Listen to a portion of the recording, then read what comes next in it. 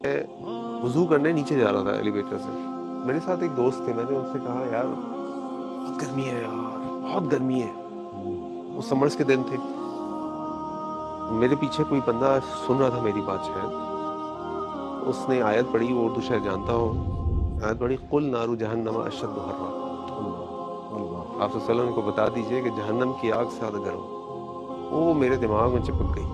سبحان اللہ. اور اب جب بھی مجھے فیل ہوتا ہے نا گرمی ہو رہی ہے, بہت گرم ہے, فوراً مجھے اس آدمی کی آواز آتی ہے اور یاد آتا ہے کہ قل نار جہنم اشد حرا. وہ سب کو پڑھ کے سنا رہا تھا نہیں, رینڈم سنایا اس نے.